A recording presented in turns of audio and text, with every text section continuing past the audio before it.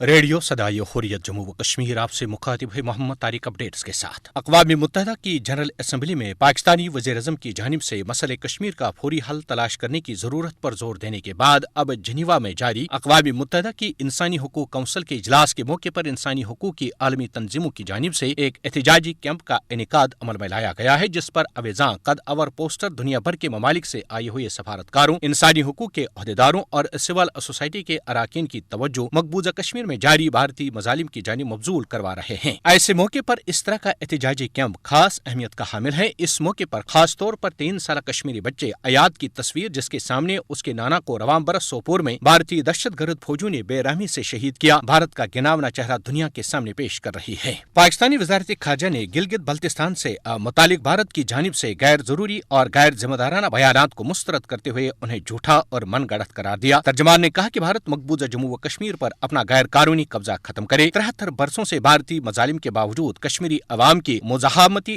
تحریک مضبوط ہو گئی ہے۔ بھارتی افواج میں درمیانی درجے کے فوجی افسران حرکت قلب بند ہونے کے باعث اموات نے بھارتی افواج میں تشویش کی لہر دوڑا دی ہے۔ کرنل اور لیفٹنٹ کرنل عہدوں کے کم از کم 6 افسران رواں ماہ حرکت قلب بند ہونے سے چل بسے۔ بھارتی افواج بحیثیت مجموعی اعصابی تناؤ کی شکار ہے۔ مرہما سنگم بیج بہاڑا میں بھارتی فوجوں پر حملہ کیا گیا، جس کے بعد بھارتی سفاکوں نے گھر گھر تلاشوں کے دوران توڑ پھوڑ اور مکینوں پر تشدد کیا ہے۔ بھارتی سپریم کورٹ نے محبوبہ مفتی کی مسلسل نظر بندی پر سوال اٹھاتے ہوئے کہا ہے کہ اسے کب تک نظر بند رکھا جا سکتا ہے۔ چین نے پھر ایک بار بھارت کو متنبہ کیا ہے کہ لداخ اس کا حصہ نہیں، لہٰذا بھارت لداخ میں عسکری تعمیرات سے باز رہے۔ چینی وزارت خارجہ کا کہنا ہے کہ چین نے لداخ کو بھارت کا مرکزی زیر انتظام علاقہ تسلیم نہیں کیا۔ اپڈیٹس ختم ہوئے۔